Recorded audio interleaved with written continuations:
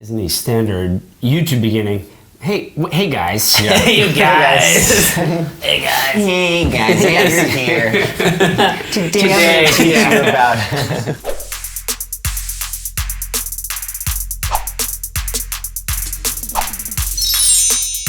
Hello. Nice one. Hey. That was pretty Yes. good, right? Oh, We've been man. practicing this intro all fucking The day. audience will be riveted from the start. Hello. You're watching Enemy, and we're here with Chris and Keith from We Are Scientists. Why, hi. Hello there. How are we doing, guys? Great. How's 2019 going? Oh man, not great for everyone, but we have had a great 2019. That's all that matters. Yeah. Yeah. I mean, I don't want to go on the record as saying. Yeah, we do a lot of work trying to measure our enthusiasm for 2019 because it can't just be about us. Yeah. I have we have a sort of a theory between the two of us that as We Are Scientists thrives, you know, all boats will rise. It doesn't always work out. Trickle that down way. happiness. Yeah. All Boats Will Rise should be the name of your greatest hits record when the time comes. That's a good idea. There's a long list of options for that record. Oh, what's at on the this short point. list or the long list? Big pile of apples is one of them that we like. It's not catchy, but it's meaty, you know? It'll stick with people, I think. One is Slash's Snake Pit. We're in a legal conversation about that one. Yeah. Hatest Grits. Hatest It works, pulls well in the American South, but other places, they miss it. So Yeah. More suggestions welcome in the comments, please. 3 max. No more than 3. As we said, the list is already long. That's per person. Yeah. Oh, yeah. Definitely. And I mean, it's a good year to take stock as well because it's been 50 years Yes. with Love and Squalor. Yeah. Buying a flash. Yeah. How have the last 50 years gone by so quickly? It's like, Yeah, I think, you know, time just has a way of slipping through your fingers. Yeah, I'd say it's been a roller coaster ride, but by that I just mean we've been throwing up a lot. So, Yeah, we've been mostly sitting in one spot. sitting on the spot barfing. One couch in Yeah. particular I'm picturing. constant vertigo. Yeah. That's another good greatest hits name. Constant vertigo. I like it. It's kind of Brit poppy. Oh, yeah. Yeah. That's like a Suede name or something. Yes. Yeah. That's for you, Suede. I mean, at a cost. Can't just take it. Legally, that's ours. Yeah. Yeah. Well, Talk to our lawyers. It's like when a cashier hands you the muffin you ordered and says, "That's for you." You're Right. gonna have to pay. It's not a gift. No, it's, Yeah. And it's so Yeah. easy to kind of like stick with a phrase because I think I read Fox trying to claim the phrase "Okay, Boomer." Yeah. Which really belongs to the internet, I think. I mean, Yeah. I don't know, do you guys have any more claims to phrases that you can just? I mean, with Love and Squalor, I think we pretty much have taken it from J.D. Salinger. Yeah. Fuck him. I think, and yeah, since he's dead, it's easy to just say fuck him. I mean, his son has directed their lawyers in our path, and I don't think they have much of a claim. It's If they let us into his writing bunker, yeah, we're willing to talk about giving it back. exactly. His story just doesn't have that. There's no that moment in his story, so It's desperately lacking. people are forgetting it. Yeah. But let's go back in time 50 years ago. I remember seeing you guys play on the Carling stage at Leeds Festival. Do you remember Carling? Carling stage at Leeds Festival 2005. Yeah. Or was it 2004? It was 2005. Wait, is Carling not a beer anymore? It is, but Oh. it's not like a cool indie beer anymore. Oh, no. They revealed that they are in fact A front. held by a large banking company or something. not brewed by the lads down by the dock. Yeah, no, like not brewed by in Kasabian's shed. Right. And what else? I remember seeing you support editors in a tiny sweatbox in Lincoln. Ah. Remember Lincoln? Was that Lincoln part- used to be cool too. Was that the show where we threw out slices of ham to the I audience? think it was. remember It was how- at the uni, right? Yeah. Yeah. There was some pretty. I think I saw you guys in Chicken Cottage afterwards as well. It was pretty, Okay, yeah, pretty yeah, disgusting. yeah. But there was a lot of excitement around that time. I mean, some bands don't take off until second or third record of me, but there was everything fell into place. Did it Right out feel of like the it gate. was such a dead cert from the off back then? that sort of era in New York City where we had moved just a couple years prior was a really fertile music scene. A lot of bands that were incredibly inspiring to be around and see in their early days, like the Strokes and Yeah Yeah Yeahs and stuff like that. And I think we definitely felt like our songs were capable of competing in that world. Yeah. Like, as we were bringing them to life, we were kind of like, these could live amongst. Yeah. I mean, there's always the era when you don't have your foot in the door at all. Mm-hmm. So you're playing to nobody in terrible clubs in New York.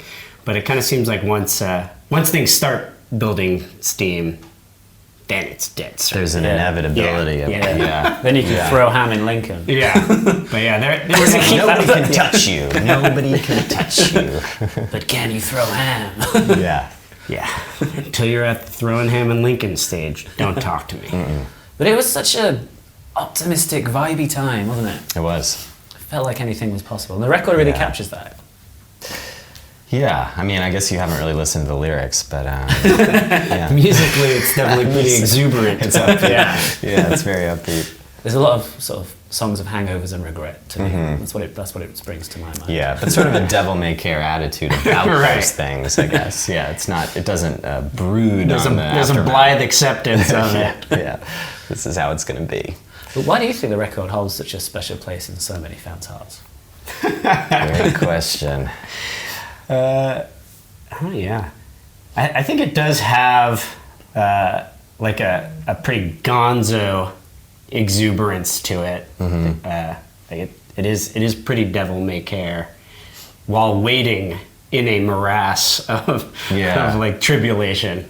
Yeah, it's got the melancholy qualities in the lyrics that I think would have allowed people to go to those songs when they were having tough times, but it also is not downer music. It's not wallowing. So it's not like you're, once you're done with your depressive post-breakup week, you're gonna be like, all right, I gotta stop listening to this shit and get on with my life. Like this record could continue to come with you as you were like, I'm joining a gym, fuck it, you can take it on the treadmill and so I think that's kind of part of it, is that just people were able to listen to it all through their sort of teenage and early 20s, and those are definitely the fans that seem to have been sort of imprinted with it. Yeah. The folks who were that age at the time. Yeah. And then what do you remember about the surreal escalation, touring with Arctic Monkeys and all of the madness that ensued? It wasn't actually, it didn't feel surreal, I suppose, to us. It felt like a fairly slow build. Because I think we started touring on the record maybe like 10 months before it actually came out. Yeah, it was spring of 2004, I guess. I think we put out like 4 singles before the record even came out, and we're just on tour constantly. Yeah. So it definitely, like, I think our first tour in the UK was probably that Editors tour. Yeah. And it was all really small venues, like 200 capacity or something. Stealth and Nottingham. Like, I remember Editors were headlining the Garage in London, which is like 500 capacity or something like that. Yeah. And we weren't on that show, and we were really mad because we couldn't fathom ever playing a show that size. Yeah. Like, even as the support. We still don't speak to them. Yeah. Because of that. Yeah. So yeah, it felt like a pretty slow build, and like the next step always was something that we had been in proximity to. Like, by the time we played the Garage, we were like, oh yeah, Garage, of course, gotta play the Garage. That's the move now. Yeah. How long has the tour been going? Like, celebrating the 50 out of it? It actually hasn't started. Oh, you haven't played any shows? Actually, we played in Brooklyn a week ago. Did a warm-up show in Brooklyn. Yeah, to kind of run through it. Brooklyn gets all the errors. Yeah. Yeah, exactly. We don't want to show the UK. Yeah, we made everybody put their phones into those little Ziploc. Oh, Jack White stuff. And we hit them with a hammer. We just smashed them. But we had phones on sale at the merch booth, so Very reasonably cleaned up. Yeah, it's really just 2 weeks. We're doing like a long weekend in Germany and a long weekend in the UK, and that's about it. And the original sort of impetus was that we got the rights after a long, protracted effort to reprint the vinyl. It took us like 5 years, not because Universal, who now owns that record, didn't want to give it to us, but just because like finding someone who cared enough to rubber stamp it was just like the red tape yeah. was extreme. Yeah.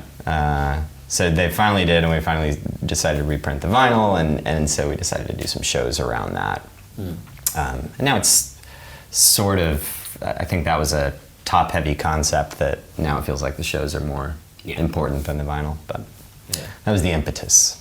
And from what you've done so far, and from revisiting the record in such depth and pulling the same shapes again, I mean, have you relearned anything or rediscovered anything about with Love and Squalor? We had forgotten how to play a lot of that.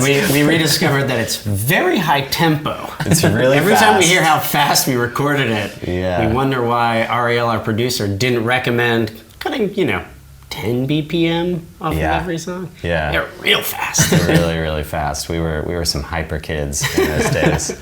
And then the songs that we've kept in the set list over the years, which is probably only about half that record, have kind of evolved in the way we play. Like, we've definitely slowed them down, but we also kind of changed parts and stuff to make them fit with our updated set. Yeah. But for these shows, we kind of decided to go back and play everything exactly as it is on the record. So there was a re-education for sure. Yeah. Are you playing a similar kind of, are you playing in order on these shows? Yeah. Yeah. Yeah, I remember that about that too. And you're going to do the Boys to Men cover again. We're not. Contrary to popular belief, that was not actually on with Love and Squalor. That was just a lie. It is in here. Yeah, of course. Oh, and I remember you released that B-sides record at the time. The Crap Attack. Yeah. We actually just heard from our manager less than an hour ago that Universal is going to finally put that on streaming services. I didn't read that. Yeah, that's another thing we've been like. That has just been unavailable entirely for years and years. And again, it was a matter of finding someone who actually possessed the login to just say sure, it's up. Yeah. So that's finally going to come up in the next few weeks. And then next year, 50 years of Crap Attack, right? Yes, next year. Definitely going to do that tour. That's going to be a 15-week tour. Yeah, that's going to dominate the year for us, for sure. Do like cable knit sweaters, campfire vibe, theaters, barns. You got it. Yeah, I think that's the idea. You got it. Farmer chic. Yeah. Playing Ram at Home. Yeah, it's a little bit of a mismatch, but. Well, do you think you'll give the anniversary and reappraisal treatment to any of your other records? I could imagine doing some Brain Thrust Mastery shows at some point. Yeah. I don't think any specific anniversary is important to us. We kind of just, we were lucky that this one landed on the 50th. But with Brain Thrust Mastery, we could just as easily, take the 14th, say, and call it the 25th or something. The math is complicated, but... we trust that nobody's going to actually look up when these albums came out. Yeah, exactly.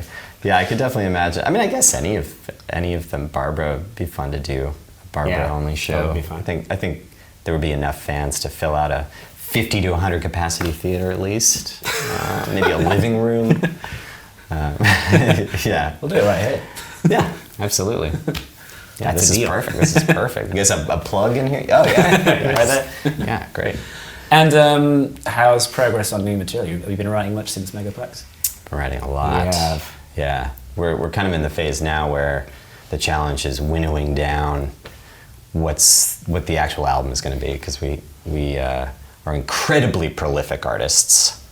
Yeah, we really avoid that moment where you have to stop and say, okay, so what will be on the album?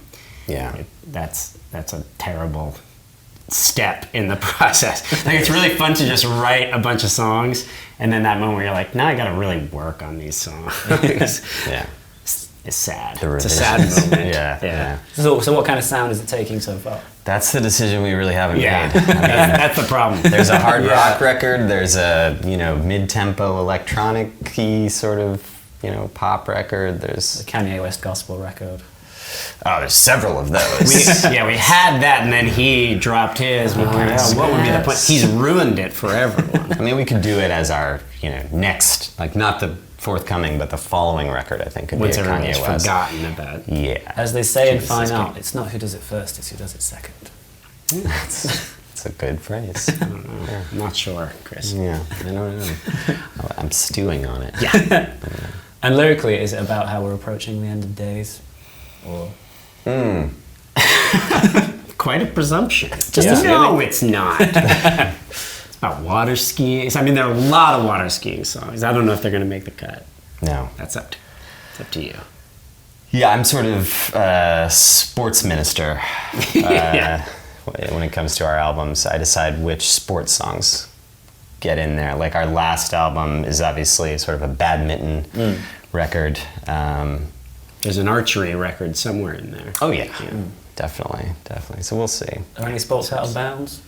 Sorry? Any sports out of bounds? Everything No. fair game? No holds barred, as they say. Yeah, we're 100% open to whatever the muse delivers in terms of sports, not in any other way. Very closed-minded otherwise, I'd say. And we're approaching not only the end of the year, but the end of the decade. True. Yeah. Any New Year's or New Decade resolutions? Keep in mind you have to keep these up for 10 years. Yeah, I'd like to That's a great point. start smoking and relax a lot more. So you have something to quit. Yeah. Yeah. Yeah. Become more sedentary. Yeah, I'd like to eat better. As doctors say. Yeah. That's a good idea. Yeah. Ladies and gentlemen, Chris and Keith from We Are Scientists.